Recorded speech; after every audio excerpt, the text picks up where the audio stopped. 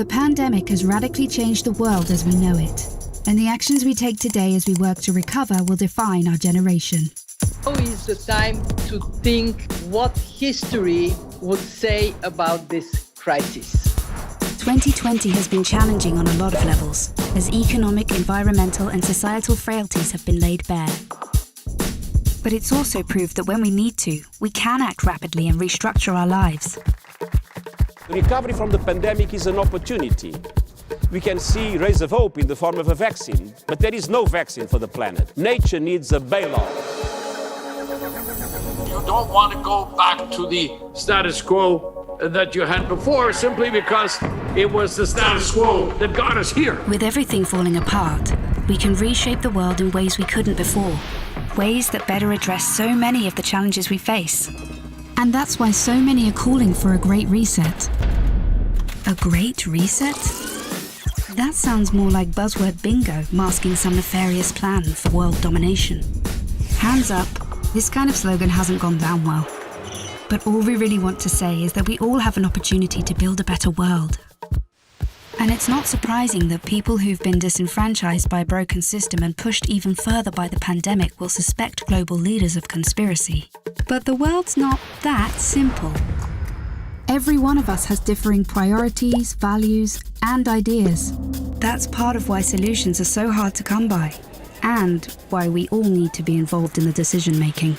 Because whether it's politicians, CEOs, academics, activists, or you, we're all about getting people together, even those you may not like, to sit down at the table and develop solutions that work for all of us. But we need enormous trust between the private sector and the public sector for this to actually work. That trust is hard to come by.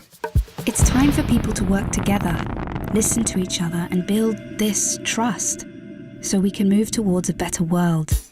And we really need one. Because while the pandemic affects us all, it's clear it affects some more than others. The first people who are hit are the people at the front, those who are vulnerable.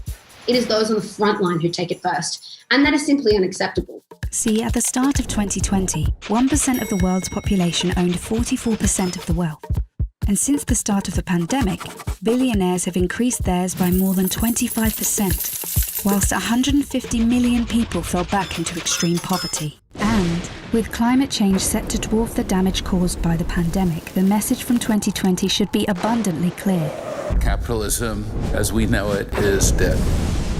This obsession that we have had with maximizing profits for shareholders alone has led to incredible inequality and a planetary emergency.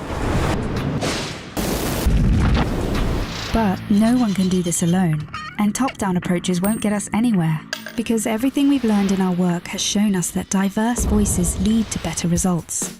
And it's for these reasons that the Forum talks about something called stakeholder capitalism, which would shift businesses away from just profit. Because if we want to change where the focus of our recovery will go, then we need a new dashboard for the new economy. And that needs to encompass people, planet, prosperity, and institutions. Giving people a real stake in the economy and putting well-being before growth. And that's all about getting the right people in the right place at the right time.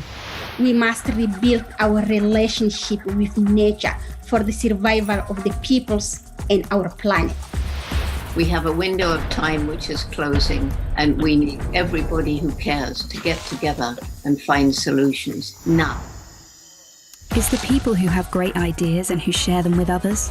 They're the ones who are shaping the future. So if you want to be a part of the change, then tune in, turn on, and get involved. Follow the Davos agenda, right here, online, on YouTube.